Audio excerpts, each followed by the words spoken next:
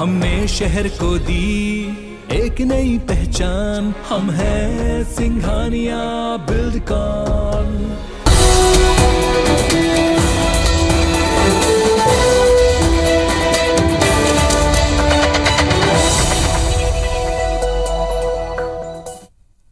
नमस्कार, मैं हूं रसिका पांडे। आप देख रहे हैं IBC 24। बुलेटिन में सबसे पहले बात यूपी के अग्निपथ की।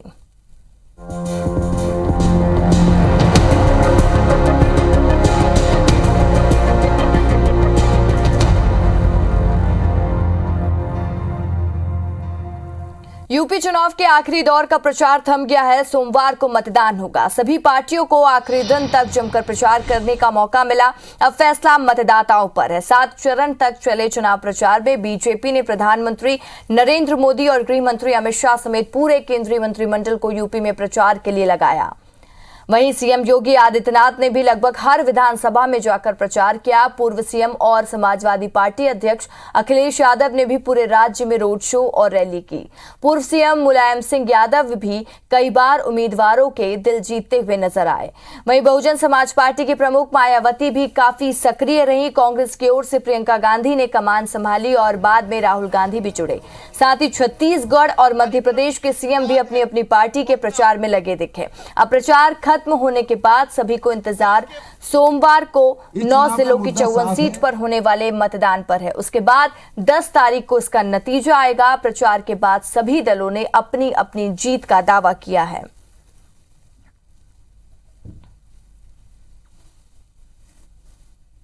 विश्वास के साथ कह रहा हूं कि हम चारों राज्यों में फिर से सरकार बनाने जा रहे हैं और पंजाब में हम हमारी स्थिति को बहुत बेहतर करेंगे। पंजाब में पहली बार हम गठबंधन के नेता के रूप में, गठबंधन की सबसे बड़ी पार्टी के रूप में चुनाव लड़े हैं। मुझे ऐसा लगता है कि जो भी सत्ता आएगी, भाजपा तो जा रही है, कांग्रेस की भूमिका के बिना उत्तर प्रदेश की आने वाली राजनीति और सत्ता मुमकिन नहीं होगी।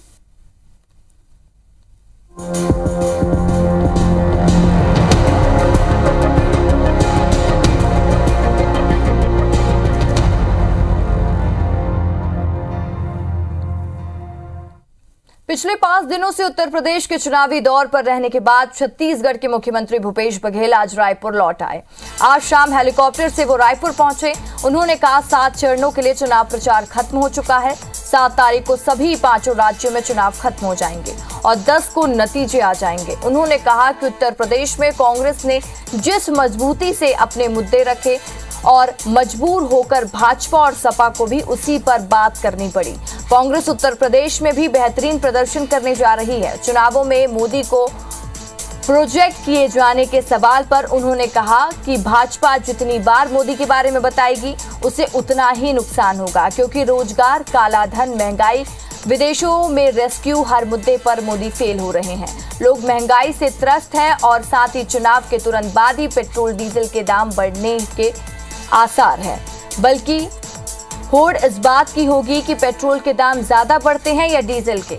भाजपा के अजय चंद्राकर की ओर से दिए गए बयान पर कटाक्ष करते हुए मुख्यमंत्री भूपेश बघेल ने कहा, छत्तीसगढ़ मॉडल के आधार पर प्रधानमंत्री मवेशियों को बचाने गोबर योजना की बात कर रहे हैं, तो क्या अजय चंद्राकर अब गोबर को प्रतीक चिन्ह बनाने के लिए प्रधानमंत्री को पत्र लिखेंगे? जितना वो मोदी जी के बारे में बताएंगे उतना नुकसान होगा भारतीय जनता पार्टी की। एक समय था जब मोदी जी का जादू चल रहा था, लेकिन लोग अब उनके जुमलों से परेशान हो रहे हैं। चाहे वो नोटबंदी की बात हो, चाहे जीएसटी की बात हो। जीएसटी के कारण से महंगाई बढ़ा, नोटबंदी से लोग परेशान हुए, काला धन तो आया नहीं, तरह तरह की परेशानी हो रही है। ये परेशानी तो ऐसी व्यवस्था, दुर्व्यवस्था आज तक हिंदुस्तान ने नहीं देखा था। अपने जन्मदिन पर सीएम शिवराज सिंह चौहान ने विदिशा पहुंचकर बाढ़ वाले गणेश मंदिर के साथ दर्शन किया और उन्होंने पूजा अर्चना कर कन्या भोजन भी कराया। विदिशा में भी सीएम शिवराज ने पौधा लगाया। यूक्रेन से गंजबसौदा लौटी छात्रा सृष्टि सोनी से भी सीएम ने मुलाकात की। मुख्यमंत्री ने प्रदेश के शासकीय कर्मचारियों को अपने जन्मदिन पर रिटर्न गिफ्ट देते हुए घोषणा की और कहा 2 सालों से कोरोना काल के कारण मैं कुछ नहीं कर पा रहा था, लेकिन अवसर मिला, इसलिए मैं आज ये घोषणा करता हूं कि प्रदेश के सरकारी कर्मचारियों को 31% डीए का भुगतान किया जाएगा, जो इसी अप्रैल माह से शुरू भी हो जाएगा। इसके साथ ही प्रदेश की जो भी योजनाएं संचालित हो रही हैं उनमें किसी भी प्रकार की कमी नहीं आने दी जाएगी। यहां उन्होंने अपने जन्मदिन पर बीजेपी कार्यकर्ताओं की ओर से 371 यूनिट रक्तदान करने वालों की सराहना भी की।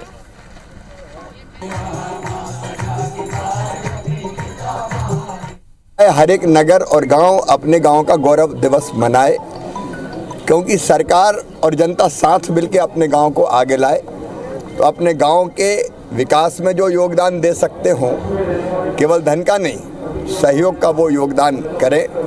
जन भागीदारी के बिना प्रदेश आगे नहीं बढ़ सकता और इसलिए मिलजुल के हम सब अपने प्रदेश को बेहतर से बेहतर बनाने का काम करें।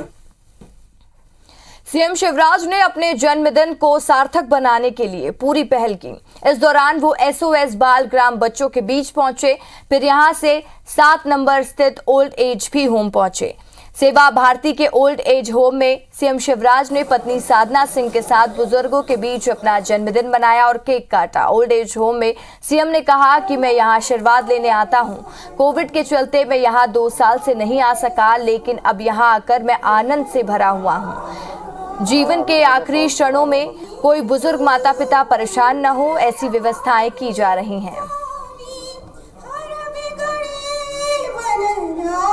सेवा भारती अद्भुत सेवा का काम कर रही है।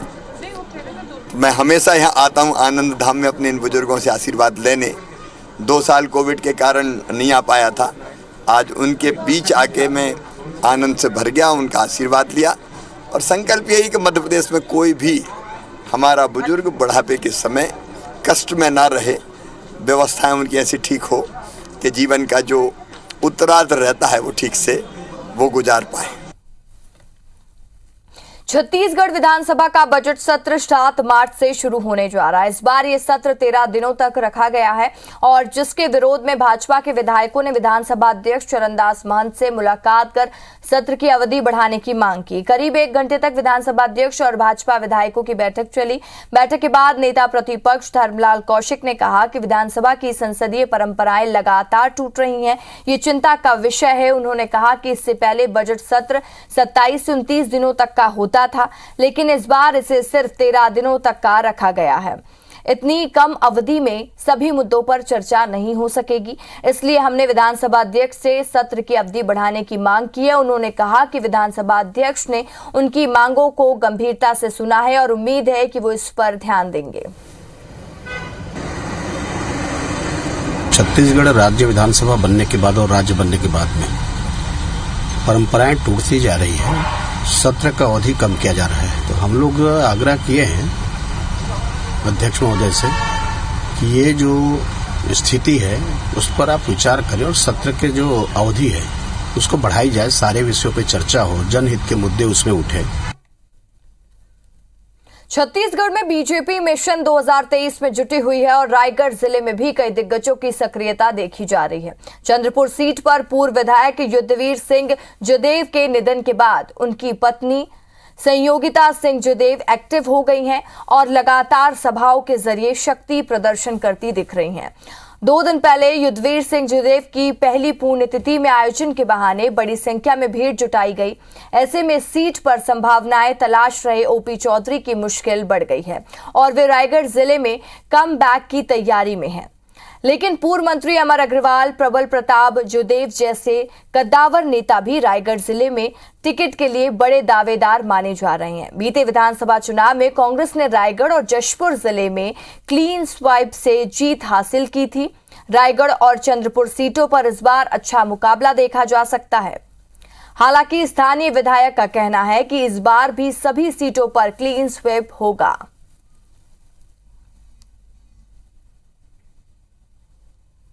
श्री ओपी चौधरी, जिनके नेतृत्व में अभी रायगढ़ में भाजपा सक्रिय हुई है, उनकी सीट को लेकर ये अटकलें लगाई जा रही थी कि संभव है जिला मुख्यालय की विधानसभा सीट पर वो चुनाव लड़ें, लेकिन स्वर्गीय दिलीप सिंह जूदेव के अवदानों को भी पार्टी भुला नहीं सकती। अगर उनकी पुत्रवधू अगर चाहती वहाँ से चुनाव लड़ना तो भाजपा इस बात को गंभीरता से लेगी और भाजपा आलाकमान को लेना भी चाहिए। हाँ, रायगढ़ सीट भी अभी आज की स्थिति में ऐसा लग रहा है कि भारतीय जनता पार्टी बहुत आराम से जीतेगी इस सीट को, तो इस करके हाई प्रोफाइल लोगों को भी इच्छा हो रही है रायगढ़ से चुनाव लड़ने की, पर भारतीय जनता पार्टी जिसको टिकट देगी वो जीतेगा। साउथ ईस्ट सेंट्रल रेलवे में एक बार फिर से ट्रेनों का परिचालन प्रभावित होने वाला है। रेलवे ने जोन की 10 ट्रेनों को रद्द कर दिया। 6 से 13 मार्च तक अलग अलग दिनों में ये ट्रेन रद्द रहेंगी। राजनंदगांव और कलमना के बीच 3rd लाइन को तुमसर रोड रेलवे स्टेशन से जोड़ने के लिए नॉन इंटरलॉकिंग का काम किया जाना है, जिसके कारण 6 से 13 मार्च तक अलग अलग दिनों में इस खंड की 10 ट्रेनों को रद्द करने का फैसला लिया गया है। रद्द ट्रेनों में मेमो और एक्सप्रेस ट्रेनें शामिल हैं।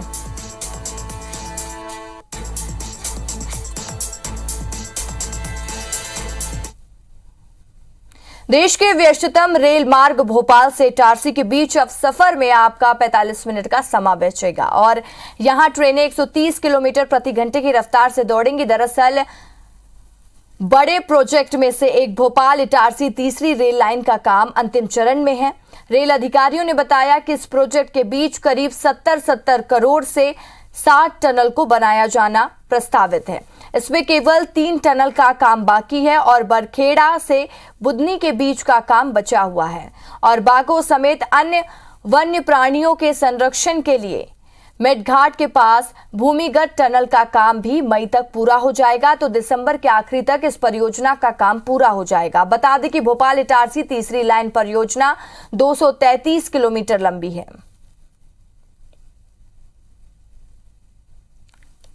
जो तीसरी लाइन हमारी बची हुई है बरखेड़ा से बुधनी के बीच में, जिसमें कि जिसका काम हमारे रेल विकास निगम लिमिटेड द्वारा किया जा रहा है, तो ये संभावित है कि दिसंबर तक ये लाइन चालू हो जाएगी। इसमें टनल पे काम चालू है। टोटल 60 टनल हैं। इसमें 5 जो हैं वो अंडरग्राउंड टनल हैं, 2 ओपन कास्ट टनल हैं। ओपन कास्ट टनल में सीमेंट कॉन्क्रीटिंग का काम चालू है। 5 में से 3 टनल थ्रू हो गई है, एक शीघ्र ही थ्रू होने की इस महीने मार्च के अंत में संभावना है। और अगला जो टनल है जिसको हम T4 बोलते हैं, जो मेटघाट के पास है, उस पर काम चल रहा है। वो मई के अंत तक या जून के शुरू में उसको थ्रू करने की संभावना। अब देखेंगे बिग न्यूज। यूक्रेन और रूस के बीच चल रहे युद्ध के बीच पीएम मोदी ने हाई लेवल मीटिंग की है और जिसमें यूक्रेन में फंसे भारतीय लोगों की वतन वापसी पर चर्चा हुई।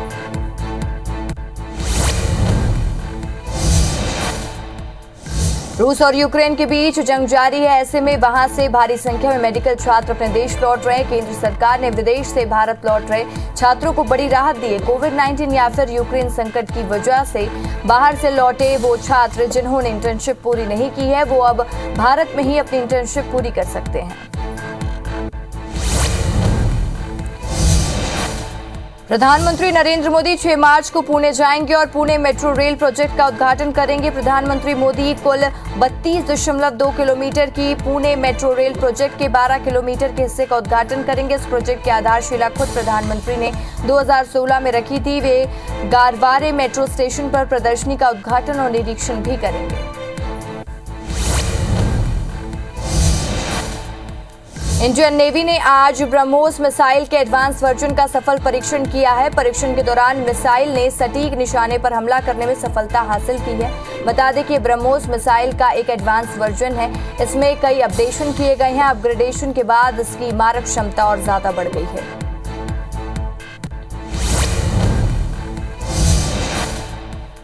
यूक्रेन पर रूसी सेना के हमलों को देखते हुए भारतीय वायुसेना ने सोमवार को होने वाली अपनी मेगा एक्साइज वायु शक्ति को स्थगित कर दिया है। बड़ी बात यह है कि प्रधानमंत्री नरेंद्र मोदी खुद वायुसेना का शक्ति प्रदर्शन देखने के लिए इस युद्धाभ्यास में मौजूद रहने वाले थे।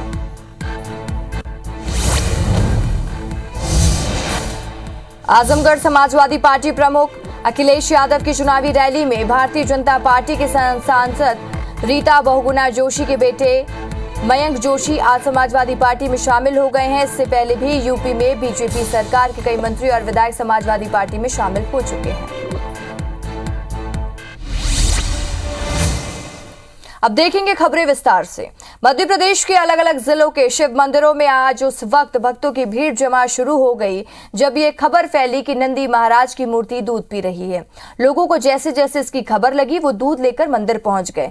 खरगोन में भी लोग दूध और पानी लेकर शिव मंदिर पहुंचे और नंदी महाराज को पिलाने लगे। लोग इसे चमत्कार से कम नहीं मान रहे हैं। कुछ यही हाल खंडवा के शिव मंदिर का भी था।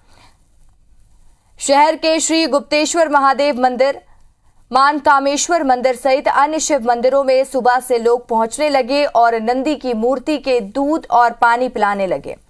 यही हाल शाहजहांपुर में भी देखने को मिला। यहां के काशी विश्वनाथ मंदिर सहित बेरछा स्थित शिव मंदिर में भी देखने को मिला और भक्तों की भीड़ नजर आई। अब 6 तस्वीर देख रहे हैं अलग अलग मंदिरों की, जहां भक्तों को ये खबर मिली कि नंदी अब दूध पीने लगी तो वो दूध लेकर मंदिर पहुंच गए।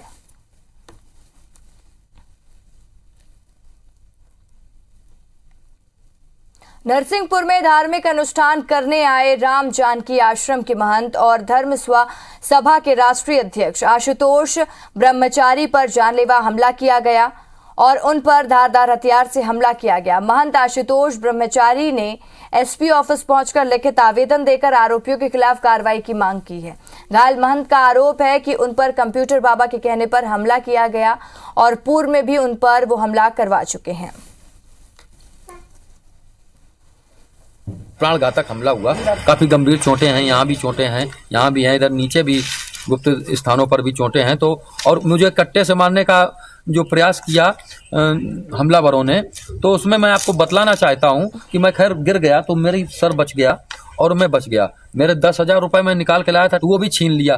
तो मैंने तुरंत आनंद फानन में 100 नंबर को डायल किया, लोगों ने मुझे बचाया। तो ये कंप्यूटर बाबा के गैंग के लोग हैं, ग्रुप के लोग हैं। स्वामी आशुतोष ब्रह्मचारी जी द्वारा इस प्रकार की एक शिकायत दी गई है, उसकी हम लोग अभी जांच करवा रहे हैं कि क्या पूरा मैटर है और उसमें विधि अनुरूप हम लोग कार्रवाई करेंगे। स्वच्छता सर्वेक्षण को लेकर निगम का अमला सक्रिय। स्वच्छ शहर का तमगा हासिल करने के लिए निगम ने ताकत झोंक दी है। स्वच्छता सर्वेक्षण के लिए केंद्र की सरकारी वेबसाइट और स्वच्छता ऐप पर ऑनलाइन सिटीजन फीडबैक लिया जा रहा है। ये फीडबैक 31 मार्च तक के लिए लिया जाएगा। शहर के जितने ज्यादा से ज्यादा लोग इसमें हिस्सा लेंगे, बिलासपुर उतने ही अधिक बिलासपुर को अंक मिलेंगे।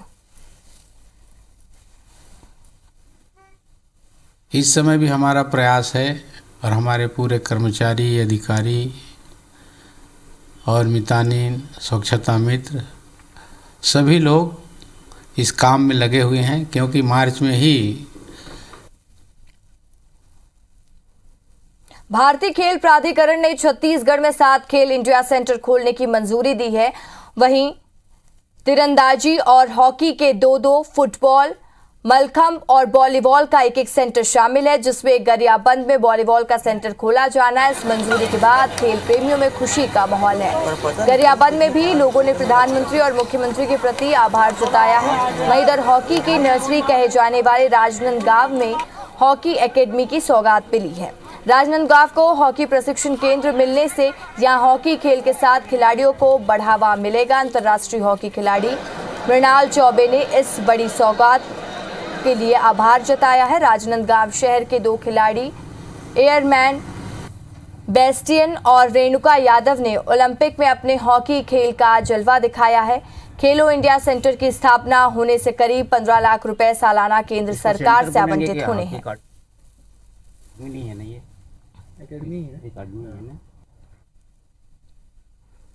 फिलहाल इस बुलेटिन में इतना ही। खबरों की लगातार अपडेट्स के लिए आप देखते रहें IBC 24। नमस्कार।